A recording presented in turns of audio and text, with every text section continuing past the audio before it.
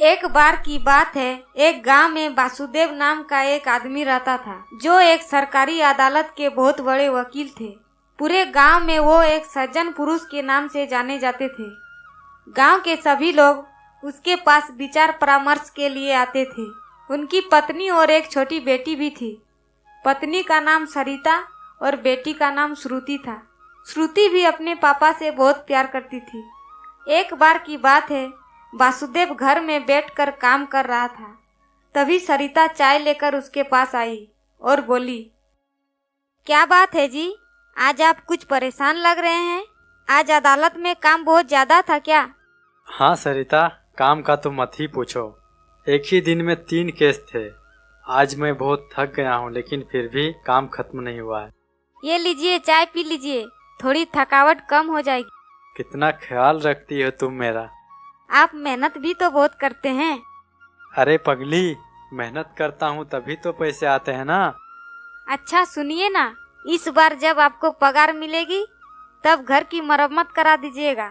घर की हालत बहुत खराब हो गई है। अच्छा करा दूंगा। ऐसे श्रुति दिखाई नहीं दे रही है, कहाँ गई है वो? बाहर बच्चों के साथ खेल रही होगी। आप चाय पीजिए, मैं उसे बुला कर लाती हूँ। ऐसा कहकर सरिता अपनी बेटी को लेने जाने लगती है।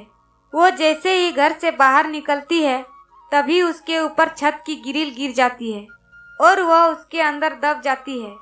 जैसे ही वासुदेव को इस बारे में पता चलता है, वह दौड़ता हुआ बाहर आता है। तभी आस पड़ोस के लोग भी इकट्ठा हो जाते हैं। कुछ लोग मिलकर जब सरिता के ऊपर से ग्रिल हटाते हैं तो देखते हैं वो बहुत घायल हो चुकी है।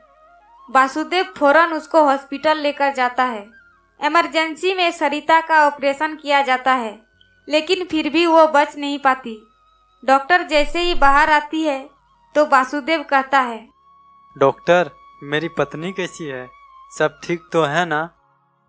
माफ करना मिस्टर वासुदेव, हमारी टीम ने आपकी पत्नी को बचाने की बहुत कोशिश की, पर हम इस काम में असफल रहे। अब वह इस दुनिया को छोड़कर जा चुकी है।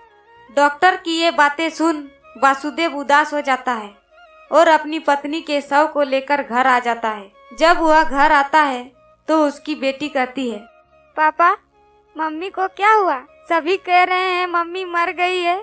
सच में मम्मी मर गई है क्या पापा? हाँ मेरी बच्ची, तुम्हारी माँ हम दोनों को छोड़कर चली गई है। सरिता सही कहती थी, अगर मैंने घर का मरम्मत करवा लेता तो आज वो हमारे साथ होती। जैसे तैसे कुछ दिन बीत जाते हैं। वासुदेव अपना काम और बेटी दोनों को नहीं संभाल पा रहा था। एक सुबह की बात है, वासुदेव अपनी और अपनी बेटी का नाश्ता बना रहा था। तभी श्रुति कहती है, पापा, मेरा नाश्ता तैयार नहीं हुआ क्या? मुझे स्कूल के लिए देरी हो रही है और मुझे मेरी किताबें भी नहीं मिल रही है। देखो ध्यान से, वहीं रखी होगी। थोड़ी देर बाद श्रुति अपने पापा के पास जाकर कहती है, पापा, बाल बना दो। मम्मी थी तो बना देती थी, मैं खुद नहीं बना पाती हूँ। वासुदेव जैसे तैसे अपनी बेटी की चोटियां बना देता है और उसे स्कूल भेज देता है, लेकिन खुद उसे कोर्ट जाने में देर हो जाती है। रोज लेट हो जाती है। आज मेरे लेट होने से मेरे क्लाइंट को इंसाफ नहीं मिल पाया।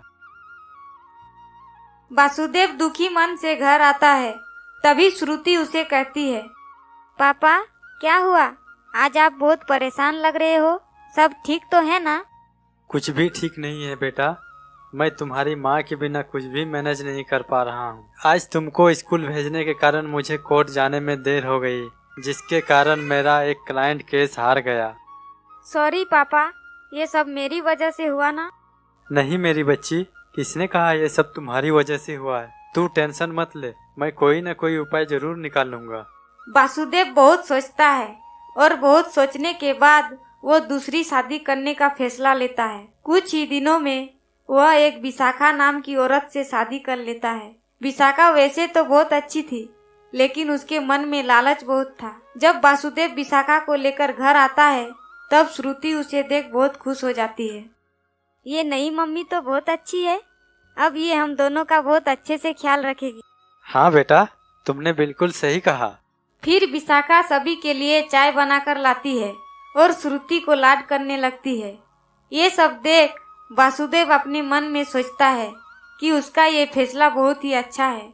अगले दिन जब वह सुबह उठता है तो उसे कोई काम नहीं करना पड़ता। जैसे ही वो उठता है उसको नाश्ता तैयार मिलता है और श्रुति भी स्कूल जा चुकी थी। ये सब देख वासुदेव को बहुत अच्छा लगा। विशाखा के आते ही सरिता की कमी पूरी हो गई है। ऐसा लगता है दूसरी सरिता ले आया हूँ। वासुदेव को धीरे धीरे विशाखा से प्यार होने लगता है और वह सरिता को बिल्कुल भूल जाता है। एक बार श्रुति कमरे में बैठकर पढ़ाई कर रही थी, तभी अचानक से उसके कानों में एक आवाज आती है। श्रुति बेटा, कौन है? कौन है यहाँ? यहाँ तो कोई नजर नहीं आ रहा है। फिर मुझे ऐसा क्यों लगा जैसे किसी ने मेरा नाम लिया? श्रुति घबरा जाती है। तभी उसे दोबारा से आवाज आती है, मैं तुम्हारी माँ सरिता बोल रही हूँ बेटा। क्या? लेकिन माँ, आप तो मर चुकी थी ना।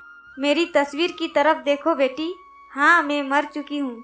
अंतिम समय में मैं तुम्हें देख नहीं पाई थी, इसलिए मेरी आत्मा को मुक्ति नहीं मिल पा रही थी। अच्छा ये बताओ, तुम्हारी नई मम्मी कैसी है? वो बहुत अच्छी है माँ। वो बिल्कुल आपके जैसा मेरा ख्याल रखती है। ये तो बहुत अच्छी बात है।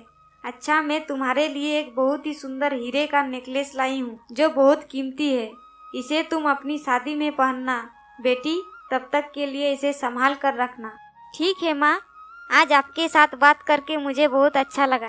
इसके बाद श्रुति के माँ की तस्वीर से एक बहुत ही सुंदर हीरे का नेकलेस निकलता है जो बहुत चमक रहा था। श्रुति वो हीरो का नेकलेस पाकर बहुत खुश होती है और खुद में सोचती है, ये कितना खूबसूरत है। माँ ने कहा था इसकी कीमत लाखों में है, पर पापा तो घर पर है नहीं। एक काम करती हूँ, छोटी माँ को ही संभाल के रखने के लिए दे देती हूँ। इतना सोचकर श्रुति वो बेशकीमती नेकलेस अपनी सौतेली माँ को दे देती है। इतना कीमती हीरो का नेकलेस देखकर विशाखा की आंखें फटी की फटी रह जाती है और वह कहती है, अरे बेटी, इतना बेशकीमती हीरो का नेकलेस तुम्हारे पास कहाँ से आया? बेटा, इसकी कीमत तो लाखों में है। उसके बाद श्रुति विशाखा को सारी बातें बताती है और कहती है, माँ, आप इसे संभाल के रख दो। माँ ने कहा था जब मेरी शादी होगी तब मैं इसे पहनूं। हाँ हाँ, क्यों नहीं मेरी बच्ची। अच्छा हुआ तुमने इसे मुझे दी। मुझसे ज्यादा संभाल कर इसे कोई नहीं रख सकता। श्रुति वो नेकलेस विशाखा को देकर वहाँ से चली जाती है। उसके बाद विशाखा उस नेकलेस को देखकर मन में सोचने लगती है, कितना सुंदर नेकलेस है। इसे बेचकर तो मैं लखपति बन जाऊंगी। इस लड़की को क्या लगता है ये नेकलेस इसे वापस मिलने वाला है? बिल्कुल नहीं। विशाखा रात में वो हीरो का नेकलेस लेकर घर के बाहर जाती है और घर के पीछे मिट्टी में दबा देती है। अब मेरे एक साथ दो सपने पूरे हो जाएंगे, एक करोड़पति बनने का और दूसरी इस श्रुति को इसके बाप से अलग करने का, ताकि सारी प्रॉपर्टी मेरी हो जाए। इतना कहकर विशाखा घर आ जाती है और आराम से सो जाती है। इसी तरह काफी समय बीत जाता है। सब कुछ बढ़िया चल रहा होता है। सालों बाद जब श्रुति की उम्र शादी लायक हो जाती है तब वासुदेव उसके लिए बहुत अच्छा लड़का ढूंढता है। लड़के वाले श्रुति को देखने आते हैं और रिश्ता पक्का हो जाता है। शादी के 2 दिन पहले श्रुति विशाखा के पास जाती है। वहाँ श्रुति के पिता भी मौजूद थे। माँ, आप मुझे वो हीरो का नेकलेस दे दीजिए जो मैंने आपको दिया था। मुझे वो शादी में पहननी है।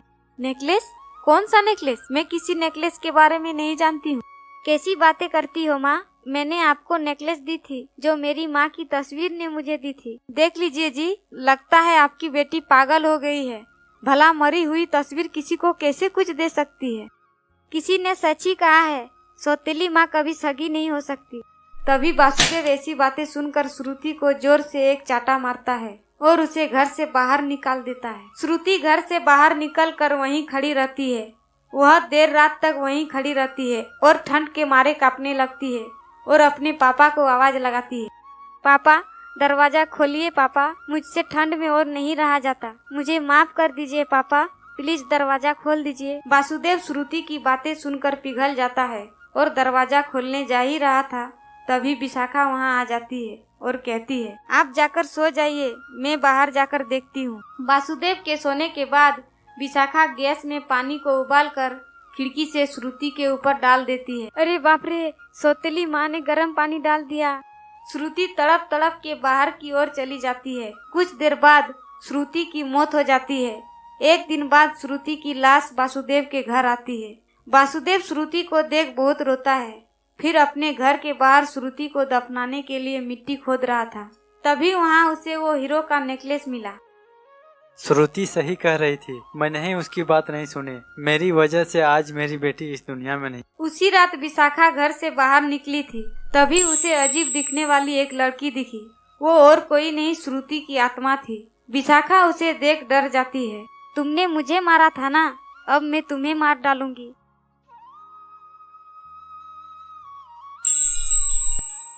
इस तरह श्रुति विशाखा को मार डालती है। इस तरह वासुदेव का परिवार खत्म हो जाता है और इस